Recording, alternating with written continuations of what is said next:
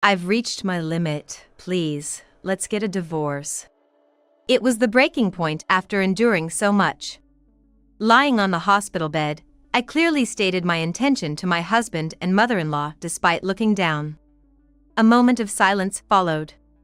As I timidly looked up, my husband and mother-in-law were distorting their faces with laughter. A divorce? You're just after my money, aren't you?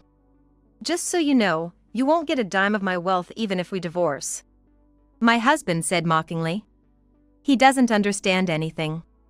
When did I ever say I was after his property? Next to such a husband, my mother-in-law made a gesture as if shooing me away coldly. If you're going to divorce, take your child with you. She's not cute at all, I don't need such a granddaughter. My mother-in-law spat out maliciously, as tears began to well up in the eyes of my young daughter, who was holding my hand. With my trembling hand, I gripped my daughter's small hand tightly in return. How could they say such terrible things? I'm not interested in my husband's money. I couldn't forgive my mother-in-law for making my precious daughter cry. As I held my daughter's hand, the two of them sneered at us from the corner of their eyes. At this moment, they couldn't have imagined that a future where they would hit rock bottom was waiting for them.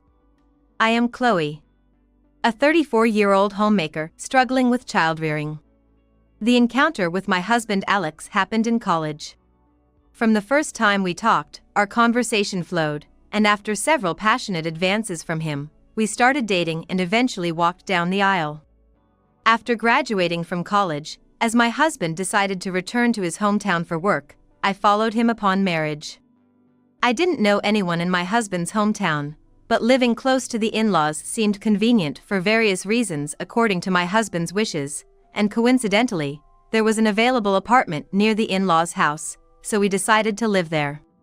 While my father-in-law, who was dignified yet gentle, and my mother-in-law, who seemed a bit strict, and I didn't have any major troubles, we maintained a good distance. Although I was bewildered at times in a new place, I managed to secure employment locally by leveraging a qualification I had earned in college. The busy yet peaceful days were happy, and life with my husband was very fun. Then, one day, I discovered I was pregnant. I was so happy because I had always wanted children.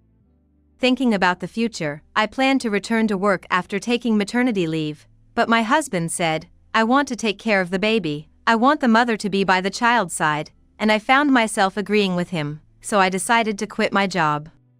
Above all, I remember feeling reassured when he said, leave the financial aspects to me. But, being pregnant wasn't all joy. When I announced the pregnancy to my in-laws, my father-in-law congratulated us with joy, but my mother-in-law showed no sign of happiness, her expression remaining stiff. The only thing my mother-in-law pressed on me was pressure. You're pregnant? Make sure it's a boy.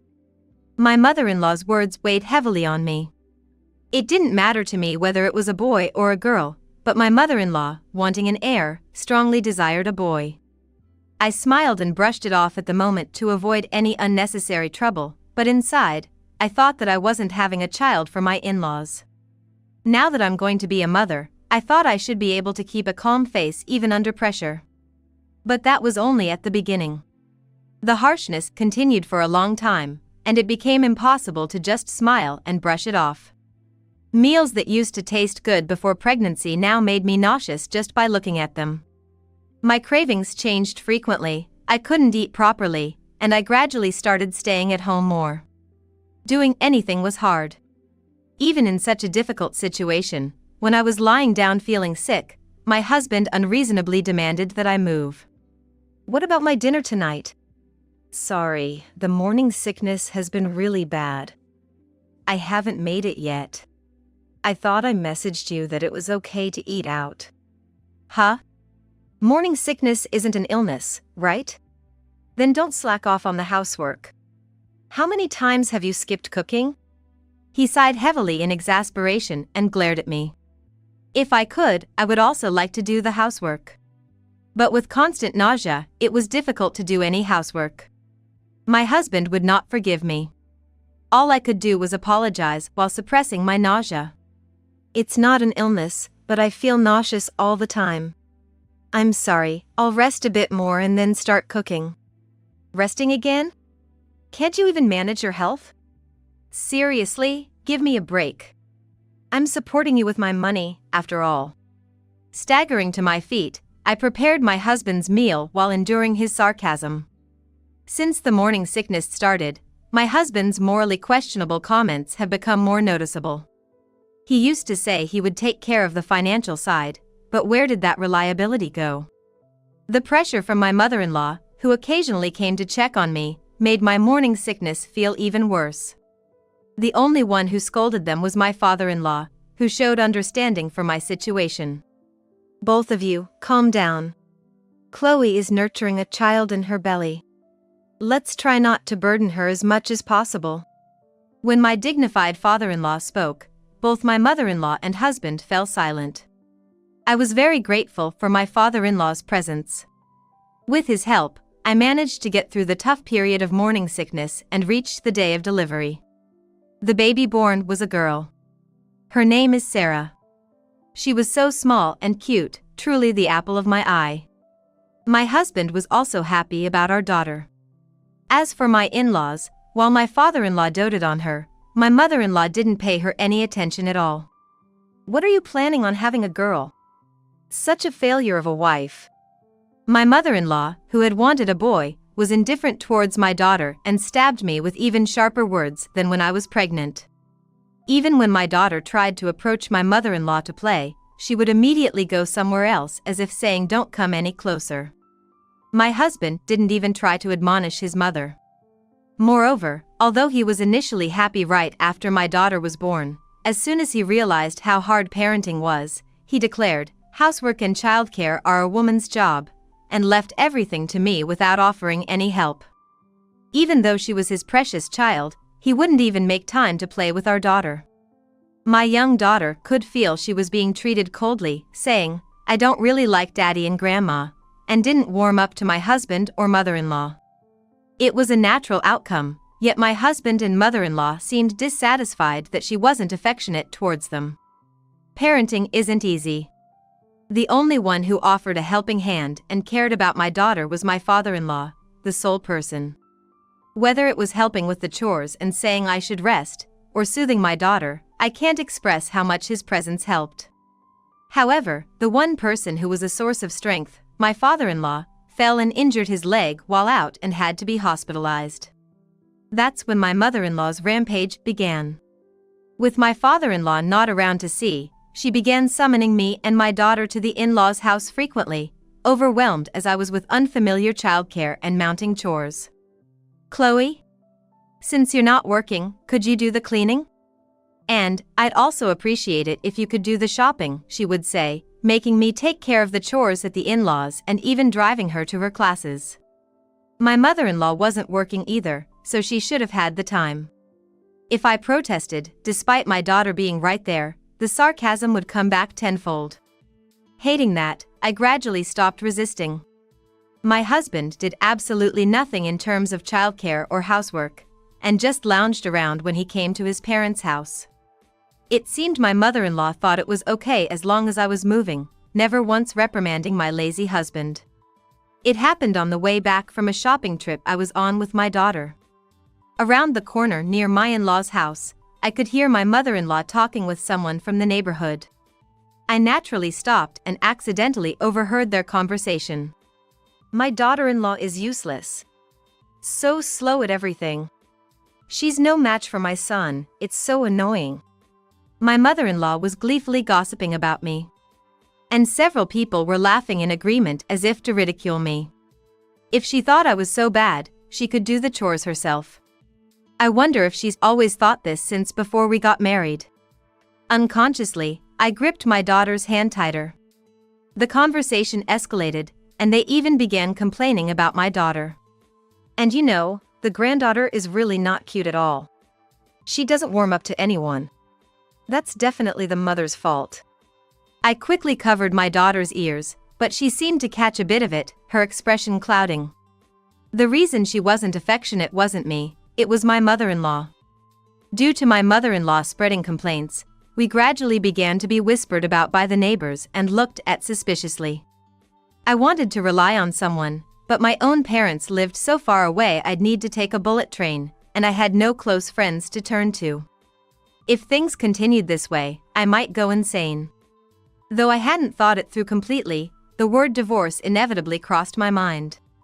At the very least, I should try to reduce the time I spend at home to avoid unnecessary contact with the in-laws. Starting work could help me distance myself from the in-laws and also prepare for the future. Though it means more to do housework, childcare, and work, I desperately want to put distance between us and the in-laws. For that, I needed to put my daughter in daycare. Without mentioning wanting to distance from the in-laws, I broached the subject with my husband, hoping for a sliver of hope, but he frowned and yelled at me. "Of course, that's out of the question. Wanting to leave your child with someone else, are you even a real mother?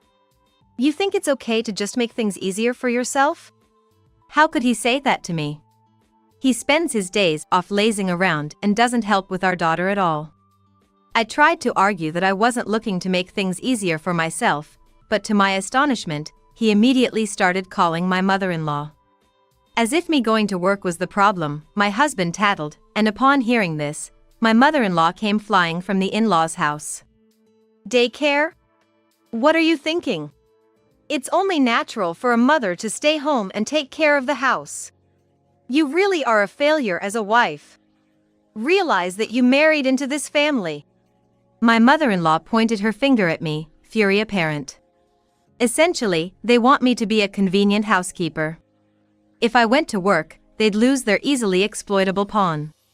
Being ganged up on by the two of them, I was given no chance to retort, and following more snide remarks from my mother-in-law the next day, the discussions about daycare and going to work eventually fell through. Even after my father-in-law was discharged from the hospital, the days of being summoned by my mother-in-law whenever my father-in-law was away continued. Faced with snide remarks and being tasked with errands without any defense from my husband, my heart grew increasingly clouded. Gradually, I found myself unable to eat, and sleepless nights became more frequent. There were moments when sudden stomach pains would strike, or tears would fall for no sad reason at all. Seeing me silently cry, my daughter looked at me with worry. This couldn't go on. I was burdening my young daughter with worry. With that thought, I started visiting a psychiatrist and a gastroenterologist. Both departments suggested that the likely cause was severe stress. I had plenty of reasons to believe them. Should I get a divorce?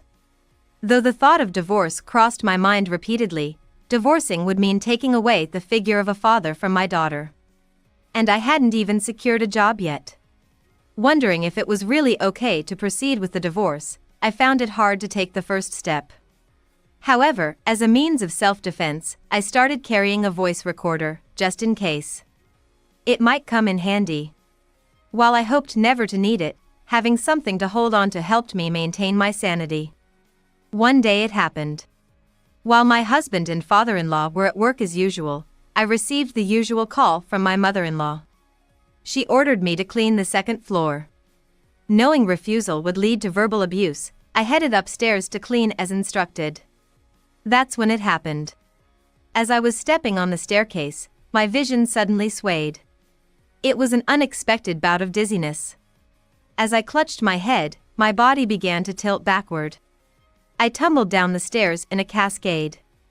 When I came to, I was crouching in pain in the hallway on the first floor. Pain throbbed throughout my body. My head felt foggy, and I couldn't move. Perhaps alerted by the noise, my mother-in-law came to check on me. Despite the intense pain, I was grateful that she came. Since it was difficult to get up due to the pain, I pleaded with my mother-in-law to call an ambulance. However, she just laughed scornfully and refused to call one. Calling an ambulance would make the neighbors think something's happened. Don't be so dramatic, take the bus. And really, lying there in such a state is utterly disgraceful. I was speechless at my mother-in-law's response. I never thought I'd be told to take the bus while unable to get up. This was beyond mere harassment. Even in such a moment, it became painfully clear that my mother-in-law wouldn't lend a hand. That left me no choice but to fend for myself. "All right. Please take care of Sarah for a while. Huh? Take her with you.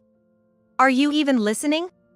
I wanted to take my daughter with me, but it wasn't feasible to bring such a young child in my current state. I couldn't protect her and might even put her in danger.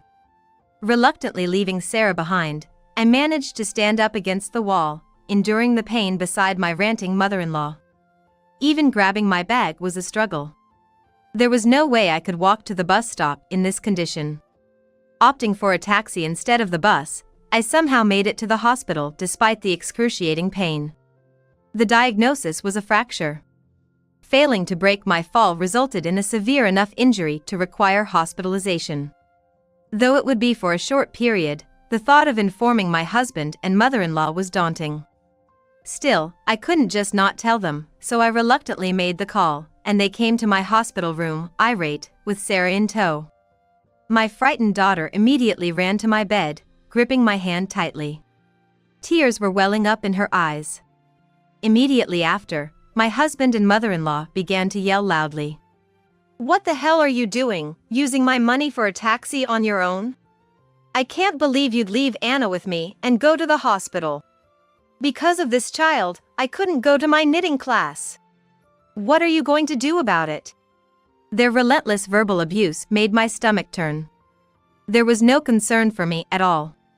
If only my husband had been cooperative, if only my mother-in-law hadn't assigned me chores, I wouldn't have had the dizzy spell on the staircase.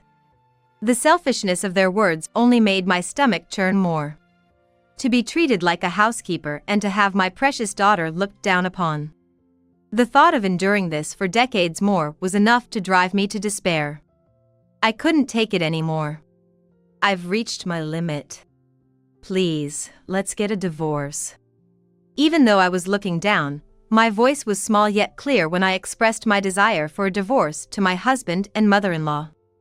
I had been hesitant for so long, but my situation had pushed me to the edge. A moment of silence followed. As I timidly looked up, my husband and mother-in-law were laughing. "A divorce? You're after my money, aren't you? Just so you know, you won't get a penny of my wealth even if we divorce. If you're going to divorce, then take Sarah with you. She's not cute at all, I don't need such a granddaughter."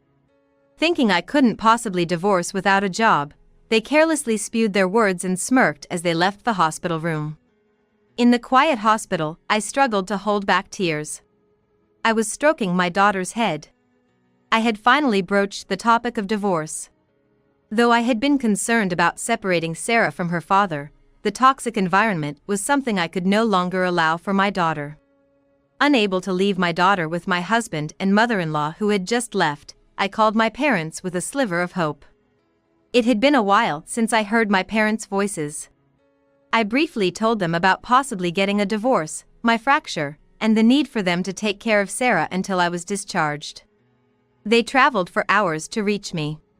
"Chloe! Are you okay?" My parents looked at me and my daughter with frantic concern. As I detailed what my husband and mother-in-law had done, my parents listened intently, their faces turning stern. It was comforting to have someone genuinely listen. They couldn't stand to hear their child was suffering.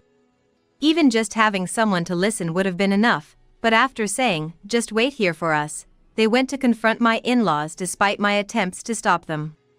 When my parents returned, they shared what had happened at the in-laws. My father-in-law, who had come back from work, was also there. After hearing everything from my parents, he immediately apologized, saying, "I'm sorry for any hurt caused to your precious daughter." He then scolded my husband and mother-in-law, saying, "How could you do such terrible things while I was away, and what do you think of your granddaughter?" My husband and mother-in-law showed no remorse, spouting convenient excuses like, "The slow daughter-in-law is to blame and we only gave her tasks because she seemed idle." If this is the state even after being scolded, then there's nothing more that can be done. Seeing no change in their attitude, my parents were thoroughly disillusioned and firmly supported my decision to divorce.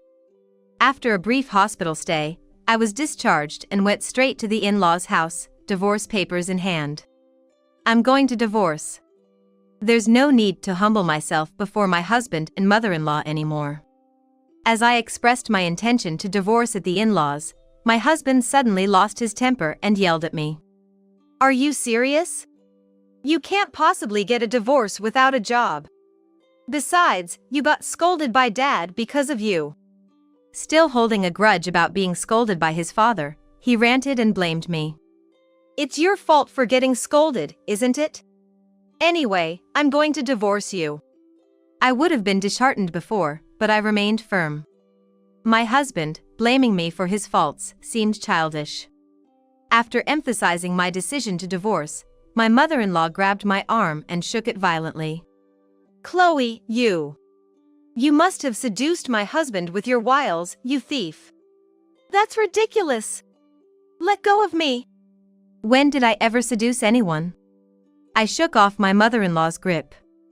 As my husband glared and my mother-in-law raised her hand as if to strike, my father-in-law shouted at them both to stop. "Enough, both of you. This is disgraceful."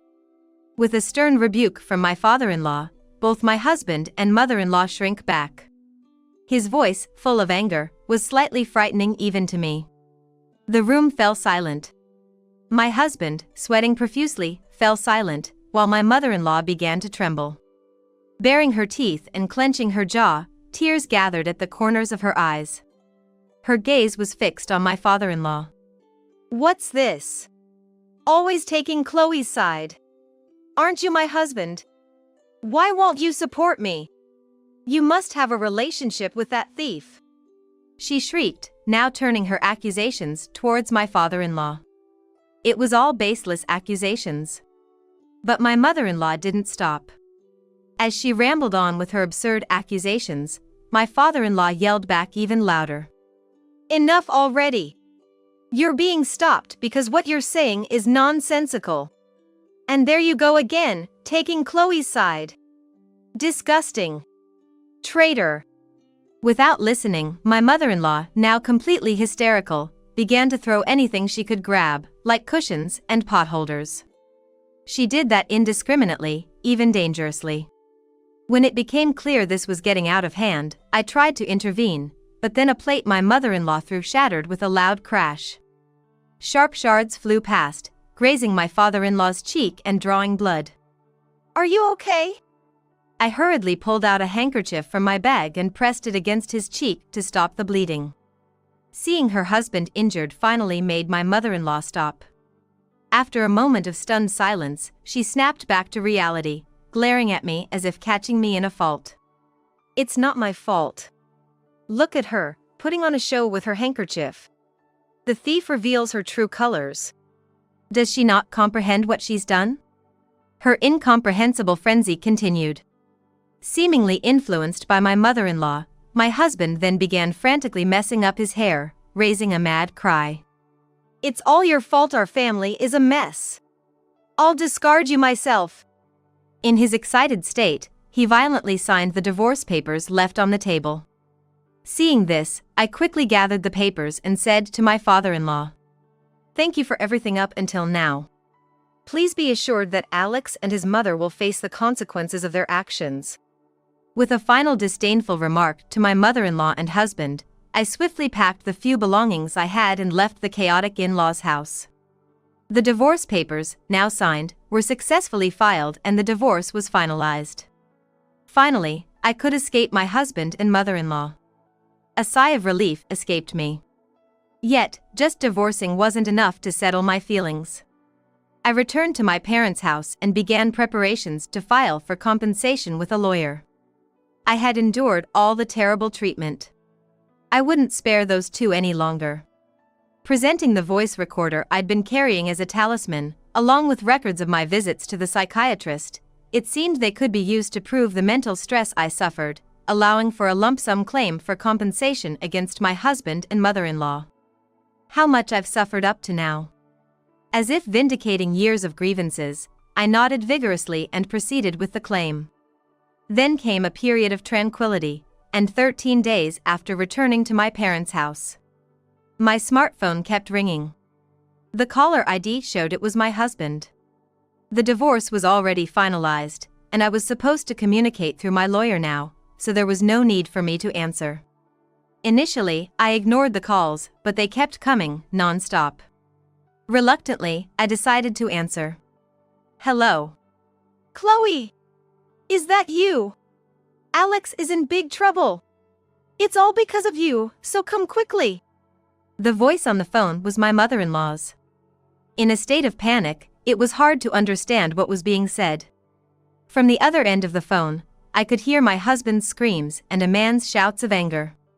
Somehow, I managed to piece together from my incoherent mother-in-law that, after being served with the demand for alimony, my husband had lost it and was on his way to rant at my parents' house when he was stopped for questioning by a patrolling officer. In his excited state, my husband lashed out and struck the officer. He was trying to prove that it was my fault for filing for alimony, and this confrontation with the police officer started while he was calling me. My mother-in-law had taken over the call, she explained. You wouldn't have had to deal with this if you hadn't demanded alimony.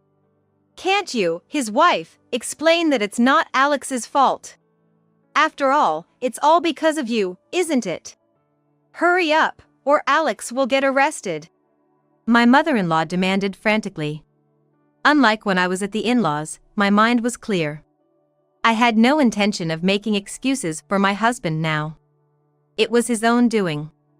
I told my mother-in-law calmly. No, I won't. This all started because you and Alex treated me like a maid. He brought this upon himself. The divorce papers have already been filed.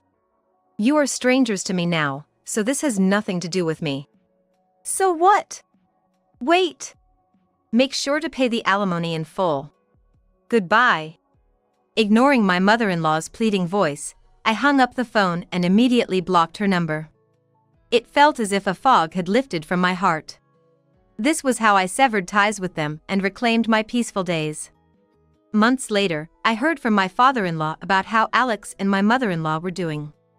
Alex had resisted arrest after attacking the police officer and was arrested for obstructing official business. He ended up with a criminal record, and after the story spread to his workplace, he was fired. He is now using his savings to send child support and alimony.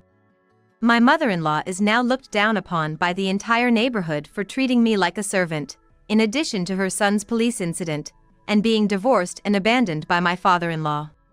She has never worked before, but now, to pay for alimony and living expenses, she seems to be struggling with unfamiliar jobs.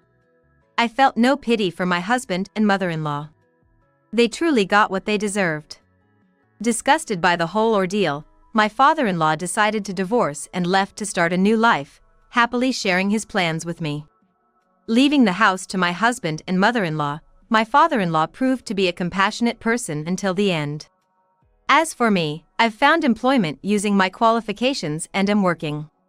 My parents help with childcare, and Sarah is delighted with all the love she receives. I've reconnected with old friends and am now living a fulfilled life, true to myself.